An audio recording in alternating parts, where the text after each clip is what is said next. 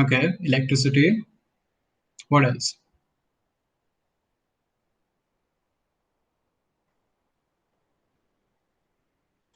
Okay, so pretty close. Yeah, we will be talking about electricity a lot, but more generally, we'll be talking about energy, and there is a difference between the two.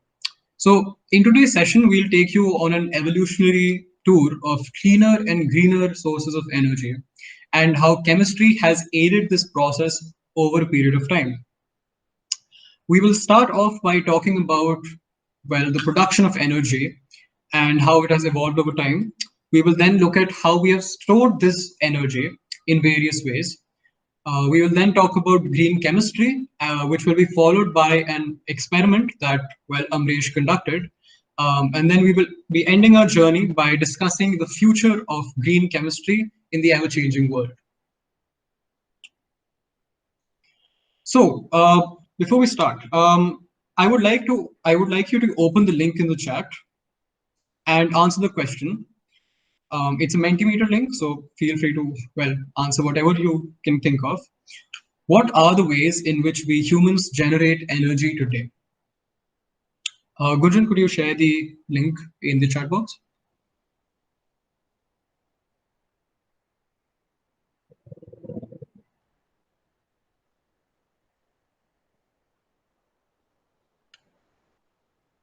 Yep. Okay. Thanks, Madhav. Yeah. So open the link, put your answers, and yeah.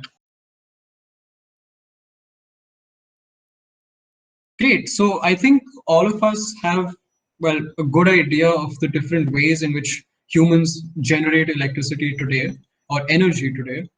My bad. Yeah. So um, we have some great inputs. And what do you think is the most widely used source of energy today? Out of all the things you have mentioned, right? You can put your answers in the chat.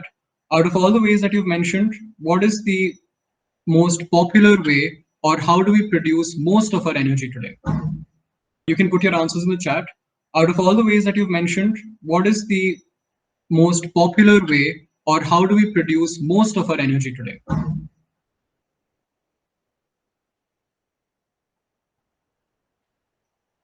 Yeah, you can raise your hand and speak as well.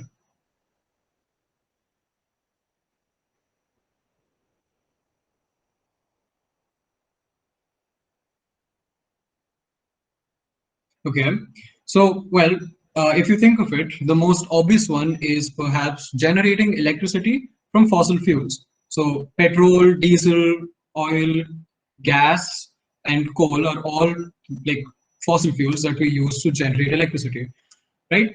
So from powering our cars and airplanes to generating energy for entire cities, fossil fuels are used everywhere around us. And to generate this electricity or energy, fossil fuels are burnt, and from the heat that they are producing, water is heated to form steam. Now, this steam then turns turbines inside a power plant that you can see on your screen. So the image is actually a power plant, and I'm pretty sure you've seen a lot of these when you drive up and down and all around India. So yeah, so does anyone have any idea of what this process of burning fossil fuels is called? Again, feel free to raise your hand or just type it in the chat. That would be great.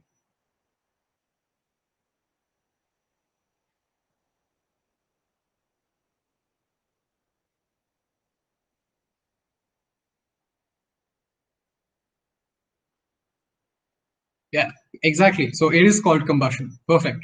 So great. So yes, this process is called combustion. And during this process, fossil fuels release something called carbon dioxide that, well, in large quantities, we all know is harmful for the environment, right? And is also a primary source of a primary cause of global warming, which is, well, it's something that we're trying to avoid. And, well, everyone in the world is basically coming up with solutions to this problem. And yeah, okay, so now we have something. We have a new picture now. Does anyone know what this picture represents or what the picture contains? What this building in this picture is? Again, hands or Nuclear power plant. correct. Yes, it is a nuclear power plant. So these are called nuclear power plants, and these power plants use the incredible amount of energy stored within an atom. And how they work is basically they divide an atom and the heat that is generated from this process. An atom contains a lot of energy when it releases a lot of energy when an atom is split apart or divided. And the heat that is generated from this division of the atom is again used to heat water and make steam, which again the steam turns a turbine. So again, it's similar to a coal power plant, but instead of burning fossil fuels, we're splitting apart atoms of something called a material called uranium. You might have heard this material or element, right? Uranium. And yeah, so during this process, however, no harmful chemicals are released into the air, which is a good thing, which is a better way than well producing energy from coal power plants. However, there is one problem with these nuclear reactors. So yeah, actually correct. So nuclear fusion does fuse atoms, but we haven't really been able to make fusion reactors till now. People are working on that around the world, but yeah, we're going to stick with something called fission, which is the division of atoms. So yeah, they don't create any harmful gases that are released into the air that pollute the air.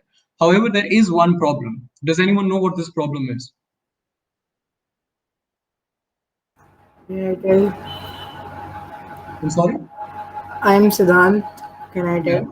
Yeah. Go ahead. Using a nuclear power plant is very dangerous as it has radiation, and also if some of it leaks, then it could cause a lot of problems, and it would cost a lot of lives. So it's risky, but it's like good for the environment. Correct. So there is a high chance of accidents. It does give off radiation. Well, that radiation is that's the energy source. So yes, correct. But there is one more thing.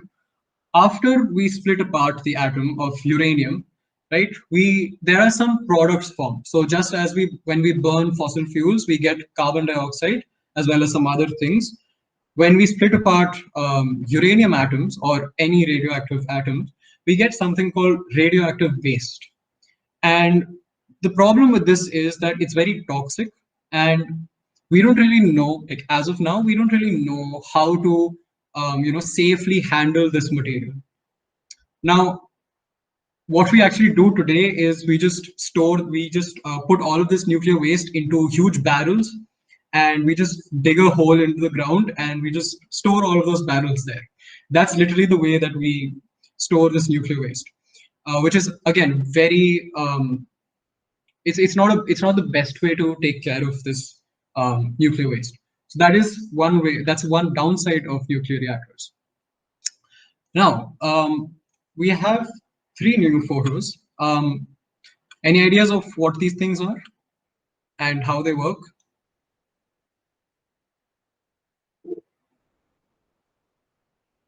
Yep, Vivan, go ahead. One of them is a dump, and one is uh, Yeah, actually I forgot the name. it's fine. It's fine. Okay, so one of them is a dam, correct? So do you know how a dam works? Can I tell? Go ahead. When a dam releases its water, it goes with a very high pressure, and that high pressure is used to create very fast motions of the turbines that are present, and I think from that electricity is generated. Perfect. Yes, that is exactly how dam works. And Arav, maybe you can tell us more about the other two pictures? Um, uh, Yes, sir. So the other one is a windmill. The Hmm. windmill, the windmill generates electricity when the wind blows and they rotate the rotors. Because of that, the electricity generated. Correct. So the term we want to use here is a turbine and not a rotor, but they're almost the same. So very good, very good. And any idea for the third picture is?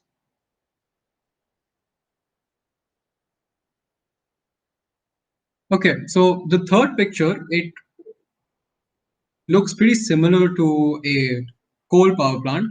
However, it is not a coal power plant. It is actually something called a geothermal power plant. Now, I'm sure you've all heard the term geothermal. And if you look at the word, you can see that geo means earth and thermal means heat. So the heat that the earth gives off is used to, again, turn water into steam, and that steam drives a turbine.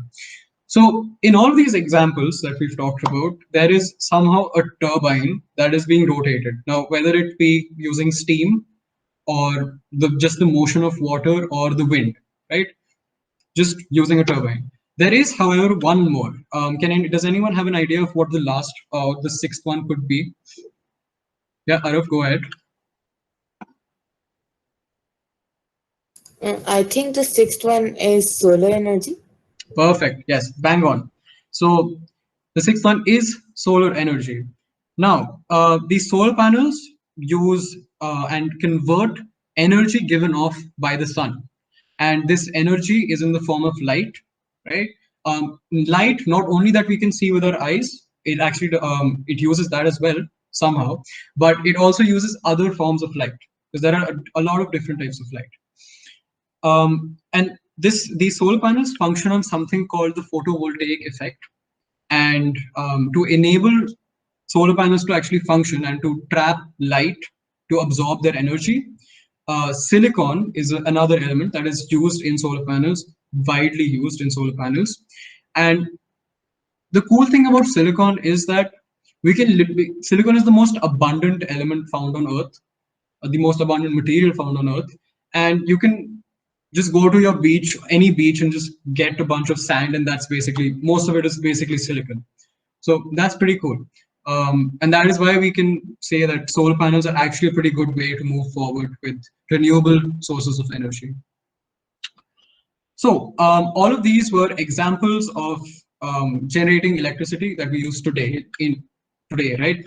But we didn't always have the knowledge to, well, get energy or harvest the energy of the sun or the atom, right? So my next question is, what do you think was the first source of energy used by us humans or harnessed by us humans?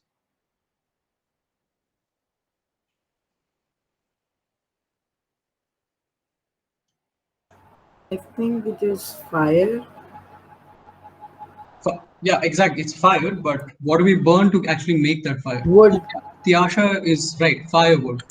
So correct. The first form of actually, well, humans getting to obtain or generate energy was burning firewood, which is again another fossil fuel, right? And so there's actually something. Okay, just give me a second. Yeah. So I have another question for you leading after this. When we introduce a spark to, well, wood or paper or anything that's flammable, right? Does it always light on fire? Or does it always stay lit on fire or whatever, right? No. No, right? So is there another component that we're missing in the Ashes combustion? formed. I'm sorry? Ashes formed. No, so okay, to burn things, we obviously need the fuel, which is again wood over here. We need another very important thing. Oxygen. Correct, exactly. Oxygen. Now, it is the same thing we breathe in every day, right? And if there wasn't enough oxygen, the flame would just go out. You can actually try an experiment. I'm sure all of you have candles or matchsticks at your house, right? Just light the matchstick and put a glass over it. Light the candle and put a glass over it, and the flame will eventually just go out. And the reason is there's not enough oxygen to actually, allow for the combustion of the fuel. So yeah, now Next, we humans discovered coal, and this is again another fossil fuel which is actually formed by organic stuff, so remains of dinosaurs and plants and all of this stuff. So we mainly used coal to cook food, and majorly we just use coal to cook our food. So I mean, all of you have probably done barbecues at your house, right? So we use coal or koila over there. But then one person known as Richard Trevithick invented and successfully tested the first steam engine. Now, I'm sure we've all heard of what a steam engine is. And again, it's just heating water and generating steam, which turns something, a turbine, right? Now, this changed everything because we started to use coal to power trains and even cities, and we still do today. I think a lot of our energy that we're using today is actually generated in these coal power plants. So yeah, but again, not a very clean source of fuel. Now we have something called natural gas, and I'm sure everyone's heard CNG, the term CNG. CNG stands for compressed natural gas. Does anyone have an idea of what CNG is? I mean, I just defined it. So yeah, or why is it? Is it better than coal? Is it not better than coal? What are its advantages? Any idea?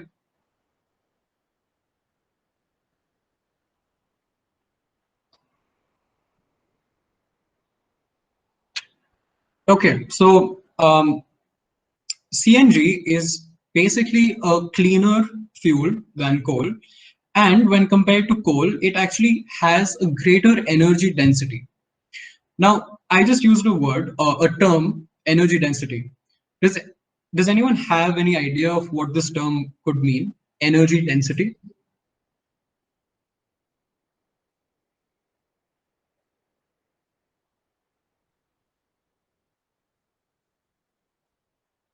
So, okay, so basically energy density is the amount of energy that is stored in a particular amount of material.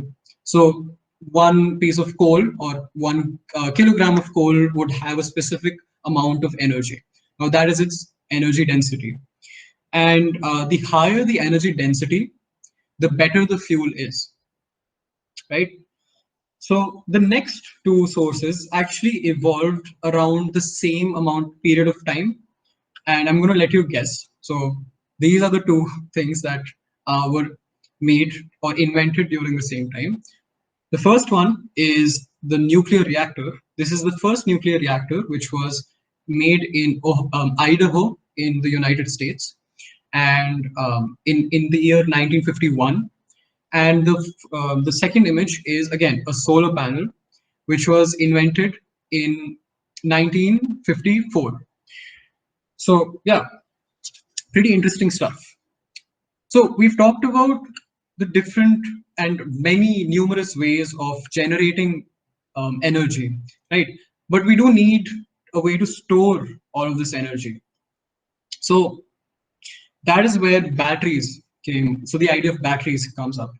Does anyone have an idea of what was the first battery called? Or what the first type of battery was?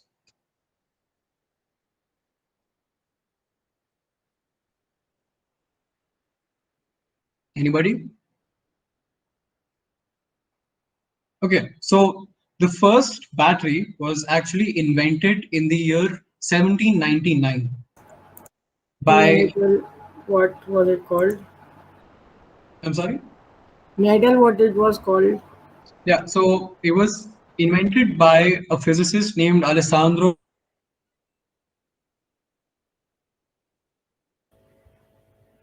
Yes, Siddhant, you can tell us what it's called. Voltaic pile. I think you're absolutely correct. Also, sorry to interrupt. I think Rishabh might be facing a power cut. So, in this situation, I would request Amresh to take over for a small time and we can continue having a discussion. Okay, yes, Rishabh is back. Great. Oh, so sorry for that. There was a power cut. I hope I'm audible.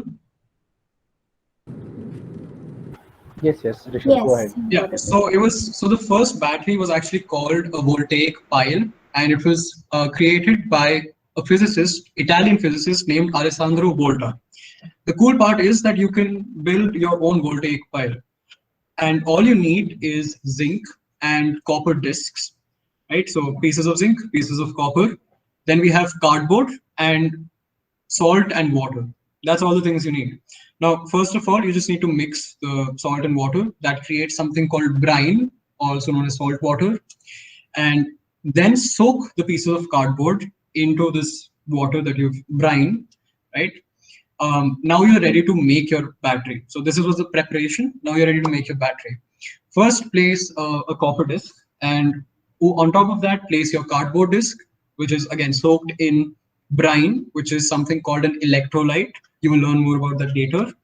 And on top of that, put your zinc. You've basically made something called a cell, and you can repeat this process over and over again. Keep stacking, and that's it. You've made a battery. Now, there is one problem with this type of battery, though. It didn't have a long battery life, so it could be used. It couldn't be used that much for many cycles. You couldn't use it that often. In comes a British chemist 40 years later named John Friedrich Daniell. He came up with the Daniell cell, which you can see on your screen. And basically, there are two containers with one with zinc sulfate, a solution of zinc sulfate, while the other contained copper sulfate. There were two rods of zinc and copper placed in each, and the U-shaped something you see here is something called a salt bridge. So it's basically just salt all the way, and that connects the two containers. And well, this was a pretty good battery. However, there was a problem with these two batteries as well. Could you come up with a problem in these two batteries? Do you see a problem in these two batteries? It's too big and it uses water, so it can't be placed anywhere. Okay. Will it run out of salt? Not really. I mean, it eventually. Salt is not actually being used over here. It's more to just to allow for the transfer of electricity, right? Or yeah. So the problem was that these two batteries aren't actually rechargeable. And I mean, we obviously need rechargeable batteries because you need a rechargeable battery for your phone, you need a rechargeable battery for your laptop. Even cars have rechargeable batteries. So next comes something called a lead acid battery in 1859. Now, this was created by a French physicist called Gaston Plante, and this guy created the lead acid battery. Now, the lead acid battery is comprised of lead sheets, lead dioxide sheets, and actually does have liquid in it, which is, I mean, it is liquid, a solution of sulfuric acid. Now, many of you must know what a solution is, but a solution of sulfuric acid basically means sulfuric acid mixed with water. Now, these batteries are so good that you can actually see them around even today. Do any of you have any idea of where you can find a lead acid battery around The you? battery that's in your house, that's lithium battery. A lead acid battery. Do you know places? Yeah, inverters. Some inverters do use lithium lead acid batteries. Yeah. So another source, exactly, vehicles. So the most common usage of these batteries was in or still is in vehicles. Now, if you were to open up your car and I mean take the help of your parent and open up a car, you can see this huge battery inside. And if you actually, this battery is actually pretty heavy, and that's actually one of its downsides. So you can't actually use it in your laptop or your phone or your headphones or your earbuds or all of that, right? Because it's too heavy. Now, there was something else that came into the picture, something called nickel cadmium batteries, the yellow battery you see here. And these basically came into the picture during the 20th century, early 20th century. And they were the inspiration or the basis of all modern battery technologies. And the only reason they're not used today or were discontinued was because cadmium as an element is pretty toxic. And you must have learned about toxicity in the previous session, right? Because that. And yeah, so that's that. That's why we don't use them today. And now for the cells that we use the most often, alkaline batteries. And you can open your remote, your television remote, and find these inside.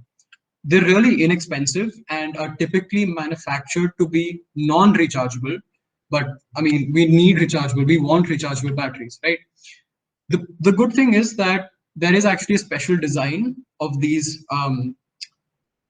alkaline batteries that can make them rechargeable batteries.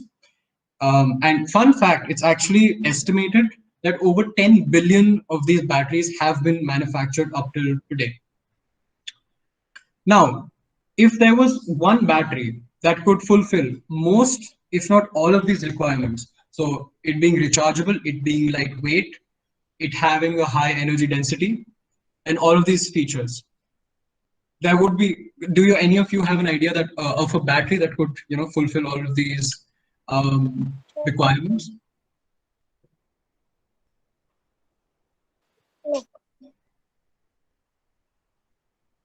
Okay. So yeah, this battery is known as, correct, the lithium ion battery. Now, there are so many advantages and disadvantages of lithium ion batteries. So let's look at the advantages first. So one good trait is they have a high energy density, which we've said, higher the energy density, the better source of energy it is. Then they're small and light, as you can see from your phones and all the devices that you use currently. Third, they have a long service life. That means that you can charge them, and they can be charged and discharged a lot of times. As you can see, you don't have to go in for a replacement of your laptop's battery or your phone's battery every month or every second month. Again, quick charging, so they charge up very quickly. And again, they're low maintenance, so you don't have to take care of them that much. Now, there are disadvantages to using lithium-ion batteries. And number one, that they're expensive, very expensive to create, and they're actually their price is actually rising. The reason for this is the world is actually running out of lithium. So lithium is majorly mined in a couple of areas, one of them being Peru in South America. And we're actually running out of lithium, which drives up the price of lithium. Now, number two is safety concerns. So I don't know how many of you remember, but in 2018 or 2017, there was an incident with Samsung's S8 phone. And what actually happened was the phones, when they went into airplanes, passengers, when they carried them into airplanes, they exploded, which is not a thing you want your batteries to do, of course. So yeah, they did have some safety concerns, and they need to be they need to be housed properly, and yeah, they need to be stored properly. And then number three is they're sensitive to high temperatures. So if you're doing something very intensive, if you keep your phone next to a stove, or if you're just using your phone a lot, or if they're overcharged, all of these can cause damage to your batteries. And yeah. So now we move on to some applications of lithium batteries. So now that we've discussed advantages and disadvantages, I would like you guys to open the Mentimeter link. We'll send another one. Yeah, that one. Open it and put every application of lithium-ion batteries that comes to your mind. Correct. So lithium-ion batteries are used in all of these. So yeah. So again, Tesla models, we've talked about that. It's also used in laptops. It's actually also used on the Mars Curiosity rover, and electric wheelchairs, power tools, all of these things. So yeah, all these things use lithium-ion batteries in them because they have a good power density and are lightweight. Um, Now I would like to hand over the stage to Amresh to talk about the working of a lithium-ion battery and green chemistry. Thank you.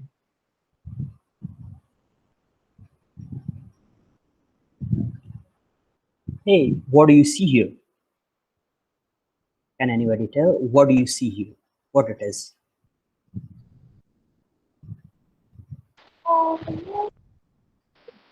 Yeah, go ahead. Yeah, it's lithium-ion battery. You are told how important it is, but at the same time, you must be curious to know about its working. So its working is very simple. There are 5 basic components: to charge collectors, to electrodes, a separator, solid carbon electrolyte. Basically, we charge it to increase its potential difference, and it is created by increasing negative charge on negative electrode and positive charge on positive electrode. So while charging, the same thing happens, like negative electrons move towards negative electrode. Inside the battery, lithium positive ions move towards positive electrode, and hence a big charge difference is created, and that's how the battery is charged, by increasing the potential difference.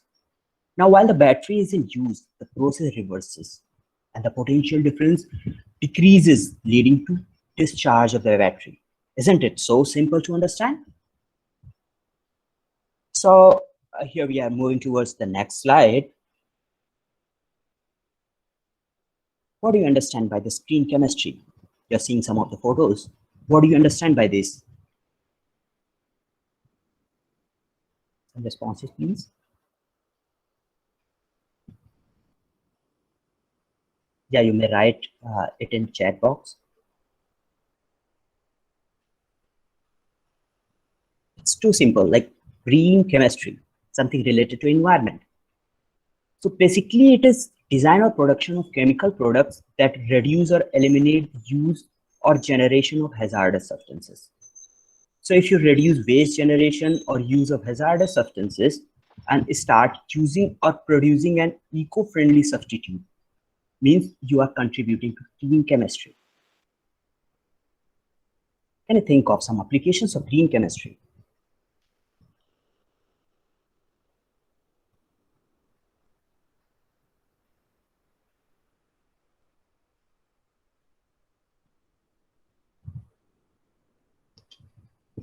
Okay, I have 3 interesting applications of it. One, you'll be able to make it at the end. First one is like green dry cleaning of the clothes. So previously, and few people even now also, use perchloroethylene solvent for dry cleaning, which was suspected to be carcinogenic and even contaminates groundwater. So people thought of cleaner substitute, that is liquefied carbon dioxide with surfactants. Second one is biodegradable plastic. Yeah, you read it right. It's biodegradable plastic. Ecovio. It's basically the brand name. It is biodegradable polyester film called Ecoflex, which is used with cassava starch and calcium carbonate to make fully biodegradable bags. Now, our next application is something very special. It's cow dung and urine battery. You may be surprised. A battery made up of cow dung and urine? Yeah, it is. In a few seconds, you'll be able to make it yourself. It requires just very basic things. What are those basic things? Like you need just some electrolyte, cow dung and urine, copper and zinc plates, connecting wires, wastewater bottles, and LED bulbs. Basically, what you have to do, you need to cut the bottles in halves, put fresh cow dung or urine in it, set the copper and zinc electrodes, and then connect all the cells together. Finally, connect 2 remaining positive and negative ends to LED. Your working cow dung battery is ready. This is a picture of urine battery. Here, it is the complete setup of zinc and copper plates you're seeing in this picture, where oxidation reduction reactions take place. The next battery is cow dung battery, which looks something like this when it is in the work. In my experiment, as per the observations and from the data collected, if LED is left glowing for one day, the next day its brightness decreases, and on the third day it decreases again. So it can be charged at the gap of 3 days. And how it can be charged? It's very simple. Like, you have to remove the old electrolyte and fill it with a new fresh electrolyte in it. The old electrolyte can be used as a fertilizer in our fields. So it is basically very eco-friendly, isn't it? It is very clean and green battery, but is not capable of producing lot of electricity at once. So it can be used as backup for lighting and for using small electric appliances like bulb, small table fans, radio, etc. How it's important increases in India is by the fact that 70% of the population stays in the village and have cattle. This battery will give them the sense of ownership and self-dependency. See, chemistry has a lot of potential to transform our lives. When we talk about evolution, we observe one thing. Almost everything becomes more compact, complex, light, efficient, and even more risky. So a big lead storage battery with less life got substituted by more light. Try an efficient lithium-ion battery. In the same way, if somehow we get a way to control nuclear reaction and make the setup compact and small, we'll be able to use a small amount of fuel for years in our vehicles. Isn't it so surprising? And then it will not be far away when we will fly like Iron Man. What do you think? Will it not be an interesting thing for us? Therefore, we should thank sciences in general and chemistry in particular for impacting our daily lives so beautifully. You must know the future of energy is ever changing, and the hunt for more cleaner and greener energy will continue. Therefore, we need more and more ecologists, chemists, chemical engineers, and many more people. So we must not forget, where there is a matter, there is always chemistry.